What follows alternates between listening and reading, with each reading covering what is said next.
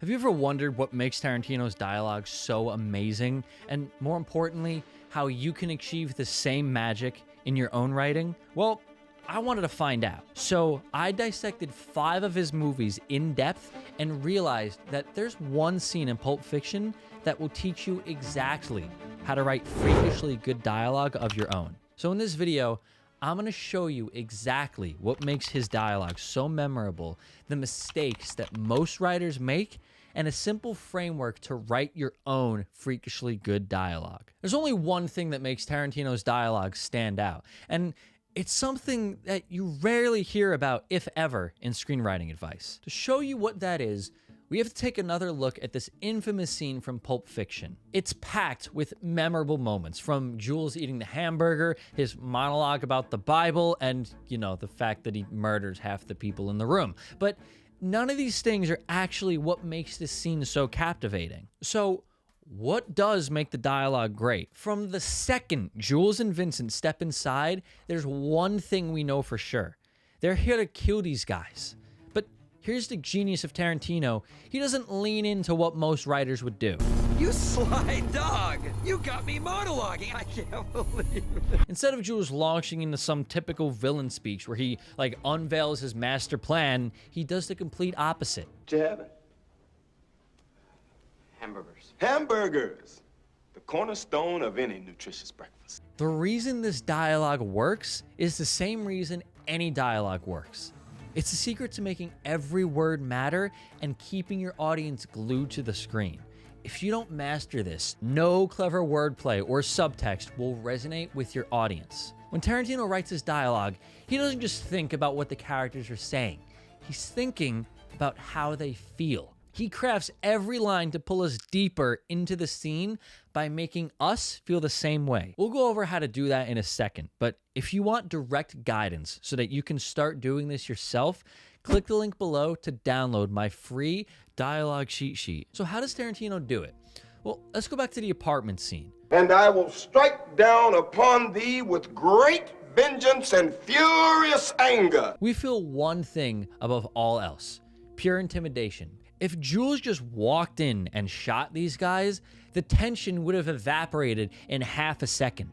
Tarantino once described it like a rubber band. And I'm just stretching it and stretching it and stretching and see how far it can stretch. The moment Jules opens his mouth, we know that it's gonna snap eventually. But by stretching it out and making us wait, he lets the tension build until the eventual release hits with maximum impact.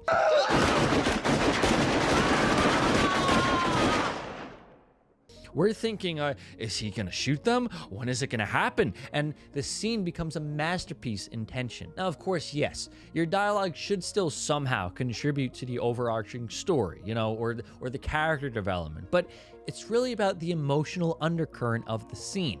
Once the tension is locked in, Jules could pretty much talk about anything and it would still captivate us. Honestly, the fact that Jules is talking about something ridiculous while he's about to murder these guys makes it even more terrifying. It's the same thing in Inglourious Basterds. Hans Landa spends most of his conversation talking about milk and rats, but we're gripped because we know he's here to uncover and kill the people hiding beneath the floorboards. You're sheltering enemies of the state, are you not?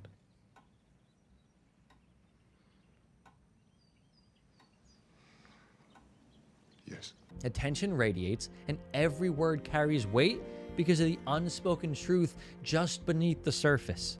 Literally, actually, just beneath the surface. So, how do you use emotion like this in your own dialogue to make your scenes unforgettable? Brett and his friends are scared shitless, and we feel that trembling through their voices and their body language. They know exactly why Jules is there, and so do we.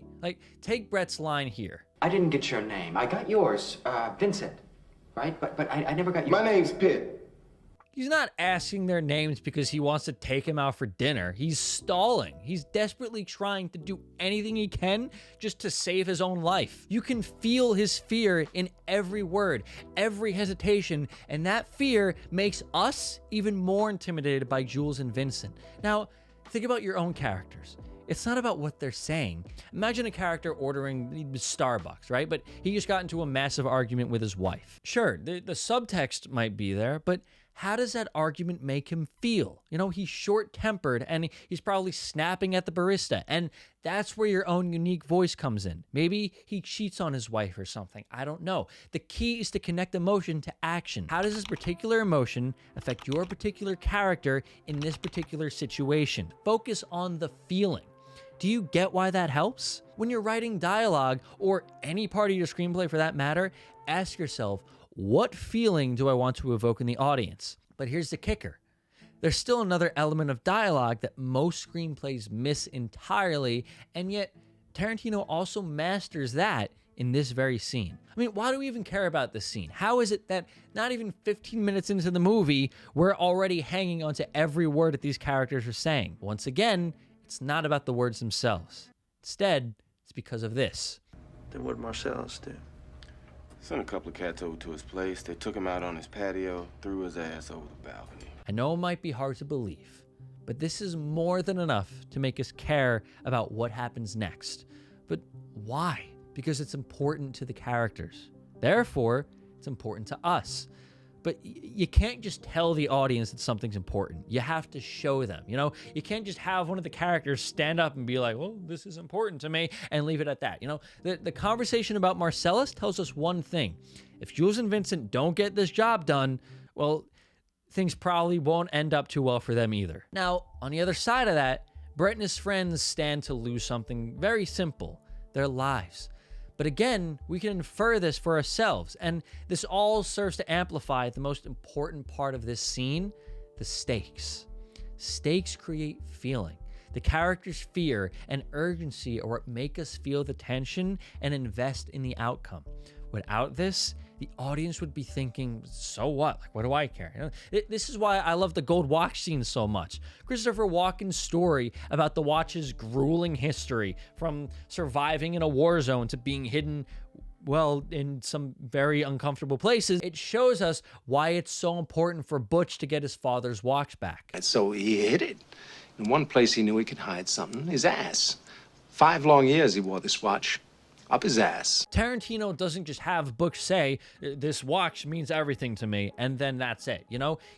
We get this, like, very vivid, absurd, yet personal backstory that makes the watch equally important to us. Because we understand its significance, we feel the urgency when Butch risks everything just to retrieve it. So, how do you create stakes like this yourself? I went over this in a recent newsletter I sent, but the tricky part about stakes is convincing your audience that something actually matters to your characters. Because if you manage to do this, the audience is going to care just as much. Start by asking yourself, why does this thing matter so much to your character?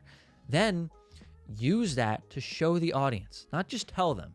The key is, you guessed it, to make the audience feel the same way. One way is to give your characters a taste of loss. For example, like, imagine that a guy has a date with his dream girl, but he oversleeps. So the moment he realizes this, he's in pure panic. You know, he's leaping out of bed, hurling himself down the stairs, just desperate to salvage the situation before he loses her. His reaction is so strong that we can just feel how much this date means to him. When you show how your characters react to the possibility of losing something important, it not only heightens the stakes, but it actually makes the audience feel that urgency right alongside him. But how do you incorporate all these elements into your own screenplay so that you can craft dialogue that actually stands out? I've put together a free checklist to help you do exactly that. Don't you think that'll make things so much easier? Because it's going to guide you step by step to make sure your dialogue is layered, emotionally resonant, and most importantly, keeps your audience engaged. It's designed to take everything I showed you in this video and make it easy to apply to your scripts. So if you want this, click the link in the description below to download it and transform your dialogue until it meets the level of Quentin Tarantino.